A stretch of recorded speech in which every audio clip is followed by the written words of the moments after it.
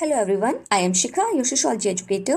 Let's continue with our practice set series of sociology for our upcoming exams UPPGT, TGT and MP Assistant Professor. Let's begin. Question number 1. भारतीय संविधान का कौन सा अनुच्छेद अनुसूचित जाति व अनुसूचित जनजाति को परिभाषित करता है? A. Article 364, B. Article 365, C. Article 366, D. Article 367. The correct answer is C, article 366. तो आर्टिकल 366 के अनुसार वे सभी जातियां, प्रजातियां अथवा जनजातियां अनुसूचित जातियां हैं. ठीक है, द राइट आंसर इज सी.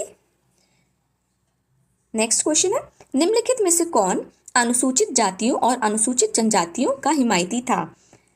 अनुसूचित जातियों तथा अनुसूचित जनजातियों मतलब schedule caste and schedule tribe का staunchest champion of the cause कौन है? ऑप्शंस हैं Rafi Ahmed Kidwai, B Govind Vallabh Pant, C Mahatma Gandhi, D Zakir Hussain. The right answer is C, Mahatma Gandhi. तो महात्मा गांधी को हम लोग अनुसूचित जातियों और अनुसूचित जनजातियों का हिमायती कहते हैं. ठीक है, the right answer is see here. Next question 3. Bharat के संविधान के अनुच्छेद 46 के संदर्भ में निम्नलिखित में से कौन सा कथन सही नहीं है? यहाँ पे वो पूछ रहा कौन सा कथन सही नहीं है. ठीक है, एग्जाम्स में हमें ये सारी चीज़ें अंडरलाइन कर लेनी चाहिए ताकि हमसे मिस्टेक्स ना हो. ओके, ऑप्शंस हैं, यह राज्य का दायित्व है कि अनुसूचित जातियों को शैक्षिक हितों इंटरेस्ट का ध्यान रखें.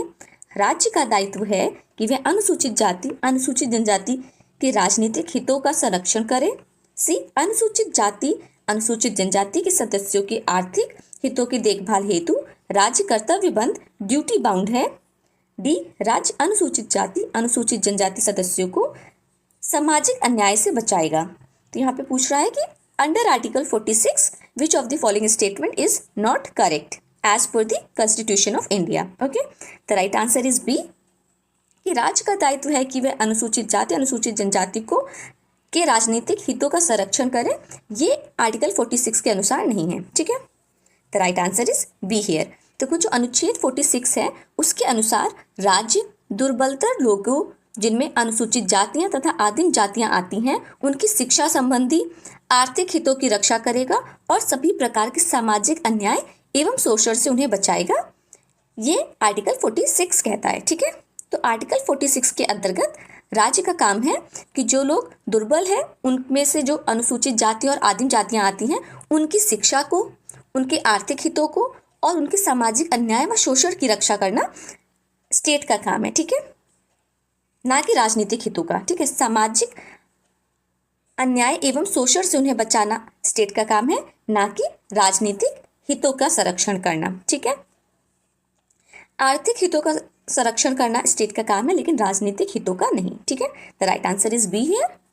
Next question, question number 4. निम्नलिखित में से किस अनुच्छेद में अनुसूचित जाति, अनुसूचित जनजाति हेतु सेवाओं में आरक्षण का प्रावधान किया गया है?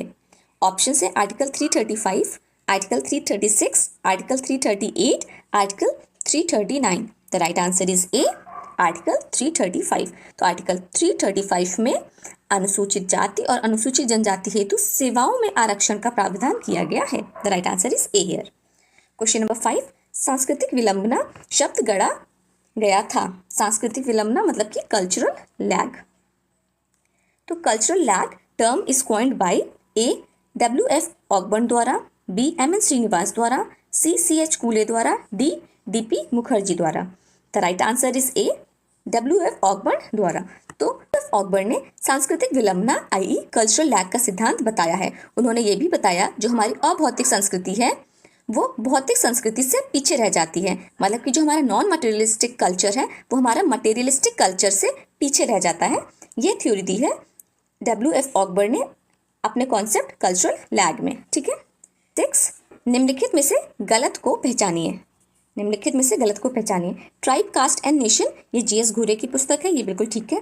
द पावर एलिट, ये C. राइट्स मिल्स ने लिखा है, this is also right. Next है द न्यूर, तो द न्यूर इवांस प्रिचार्ड की पुस्तक है, ये भी ठीक है. फिर है माइंड, सेल्फ एंड सोसाइटी. तो माइंड, सेल्फ एंड सोसाइटी ये K.M. कपाड़िया ने नहीं लिखी है, ये लिखी है जॉर्ज हर्बर्ट मीड ने. ठीक है, जॉर्ज हर्बर्ट मीड की पुस्तक है mind, self and society. K.M. Kapadia की पुस्तक का नाम है marriage and family in India. Okay, तो marriage and family in India,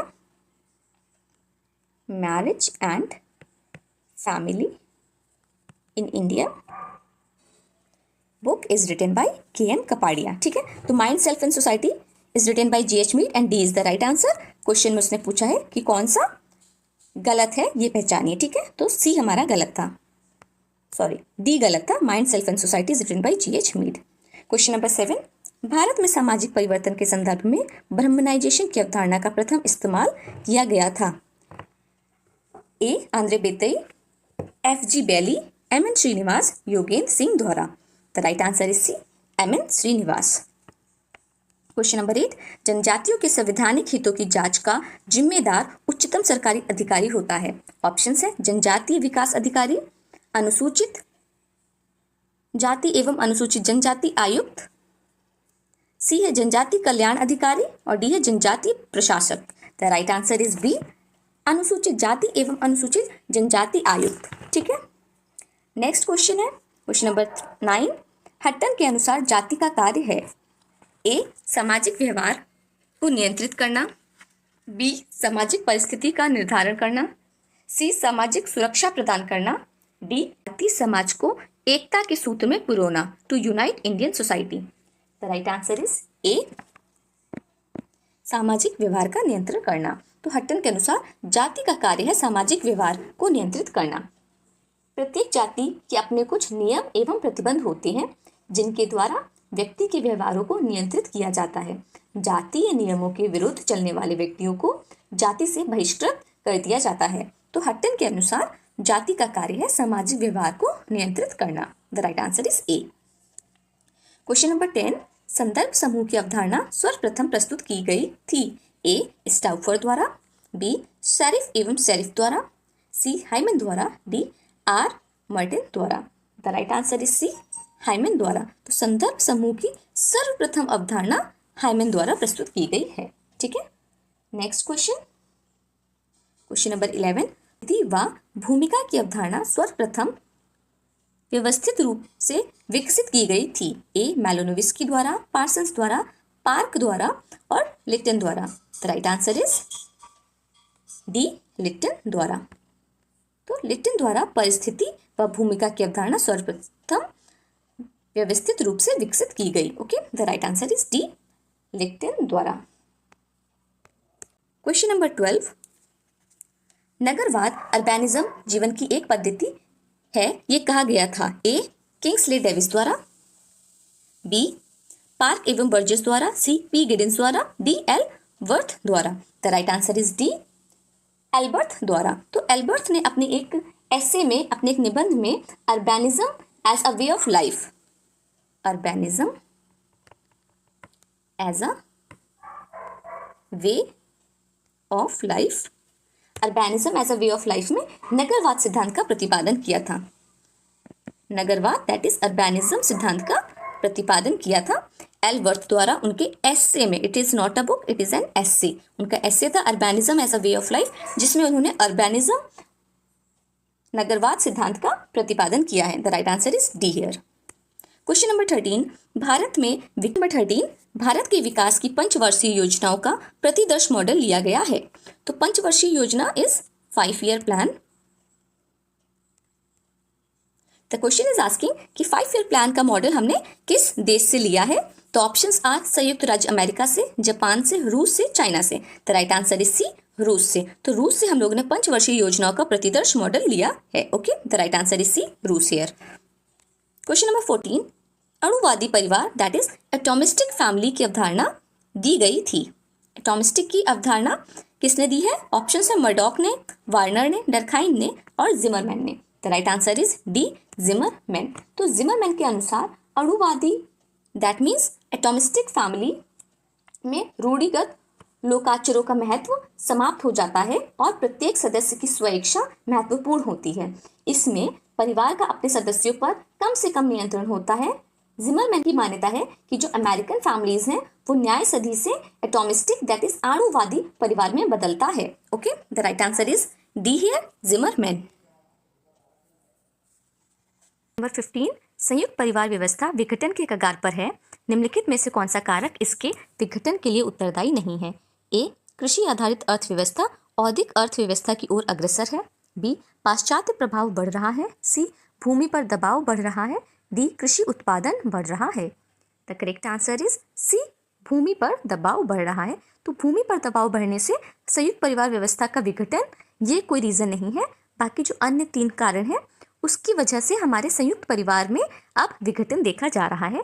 तो पहला है कि कृषि आधारित अर्थव्यवस्था अब चेंज होकर के औद्योगिक अर्थव्यवस्था की ओर अग्रसर है, ये बिल्कुल सही है। पाश्चात्य प्रभाव बढ़ रहा है, वेस्टर्नाइजेशन का इफेक्ट है, और कृषि उत्पादन बढ़ रहा है, दिस इज ऑल्सो राइट। लेकिन भूमि पर दबाव बढ़ रहा है, ये संयुक्त परिवार के विघटन का कारण नहीं है, ठीक है। The right answer is C. Next question, question number 16, अनुकूलन परिवार फैमिली ऑफ ओरिएंटेशन और प्रजनन परिवार फैमिली ऑफ प्रोक्रिएशन को विभेद किया गया था। ए मर्डॉक द्वारा, मैकाइवर द्वारा, वार्नर द्वारा, मॉर्गन द्वारा। The correct answer is C, Warner द्वारा। मूल परिवार को वार्नर ने 2 भागों में बांटा है। वार्नर ने जो हमारे मूल परिवार है, मूल परिवार, उन्हें 2 भागों में बांटा है। तो पहला है हमारा अनुकूलन परिवार, that is family of orientation, और दूसरा है फैमिली ऑफ प्रोक्रिएशन, प्रजनन परिवार, ठीक है। The correct answer is C, Warner. Next question, question number 17, उत्पादन प्रक्रिया में कार्ल मार्क्स के अनुसार अधिकतम भूमिका होती है।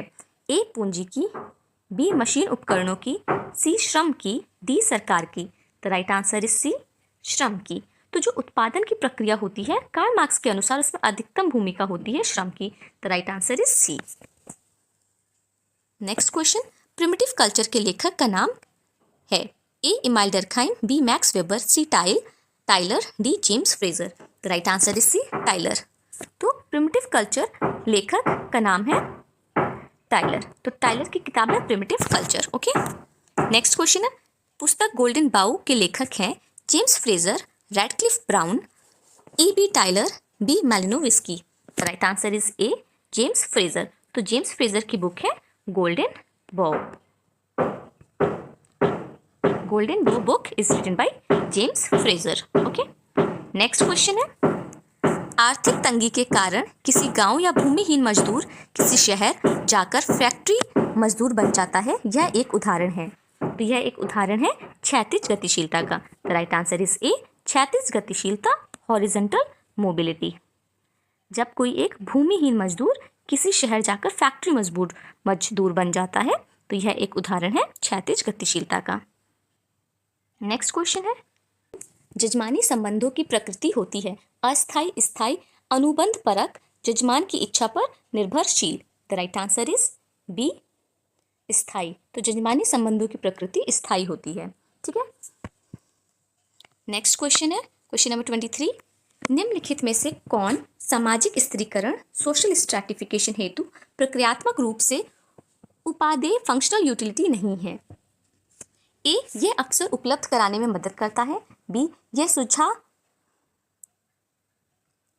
ये जुझारूपन स्ट्रगल का भाव उत्पन्न करता है, सी यह समाज में प्रत्येक जिम्मेदारी निर्धारित करने में सहायक होता है, डी यह समाज में अयोग्य व्यक्तियों की पहचान में सहायक होता है। The right answer is B, यह स्ट्रगल का भाव उत्पन्न कराता है। सोशल स्ट्रैटिफिकेशन हेतु प्रक्रियात्मक रूप से उपादेय फंक्शनल यूटिलिटी नहीं है। The right answer is B. Question number 24, जातियों में ऊर्ध्वाधर वर्टिकल एकता पाई जाती है, यह कथन है हमारे डी एम एन श्रीनिवास का। The right answer is D. Next question, निम्नलिखित में से किस पुस्तक में प्रोफेसर एम एन श्रीनिवास ने संस्कृताइजेशन की अपनी अवधारणा प्रतिपादित की थी। A argumentative Indian, B village India, C religion and society among the Coorgs of south India, D caste and economic frontier. तो caste and economic frontier. The right answer is C, religion and society among the Coorgs of south India में M N Srinivas ने Sanskritization की अवधारणा को प्रतिपादित किया था। So that's all for the day. We have covered all the 25 questions for today. See you in the next class.